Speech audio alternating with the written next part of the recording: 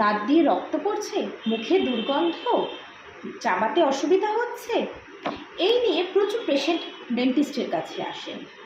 কিন্তু এই সমস্যা কেনই বা হয়, আর হলেই বা আমরা কি করব, চলুন আর জেনে নেওয়া যাক। নমস্কার, আমি doctor Anwesha, happy smile dental clinic, Chakdaha. এই সমস্যাগুলো আজকাল প্রচুর মানুষের হচ্ছে। কেন হচ্ছে? এর কারণ ঠিকমতো ব্রাশ না হওয়া, মুখ ভালো করে পরিষ্কার না হওয়া।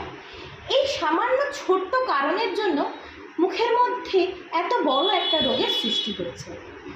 এই রোগটাকে ফেলে রাখবেন না, এর উপযুক্ত ট্রিটমেন্ট করাবেন এবং ঘরে বসে কিছু সহজ পদ্ধতি মেনে চলবেন। চলুন আজ জেনে নেওয়া যাক কী করলে এই রোগগুলো হবে না। প্রথমত, দিনে 2 বার করে ব্রাশ করব এবং দিনে 2 বার করে উষ্ণ গরম জলে নুন দিয়ে কুলিকুচি করব। চলুন এবার জেনে নেওয়া যাক আমরা কী ধরনের পেস্ট ব্যবহার করব। আমরা অবশ্যই ফ্লোরাইডযুক্ত পেস্ট ব্যবহার করব এবং নরম ব্রাশ ব্যবহার করব এবং ব্রাশ করব খুব হালকা হাতে দাঁতের প্রত্যেকটা সারফেসে, এবং যে কুলিকুচি করা ওষুধটা ব্যবহার করব সেটা অবশ্যই 2% ক্লোরাহেক্সিডিন হওয়া দরকার।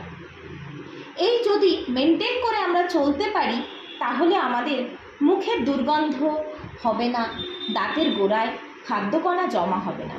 এবং আর একটা কথা মনে রাখতে হবে, আমরা অবশ্যই সারাদিনে যতবার খাবার খাবো ততবার কুলিকুচি করব।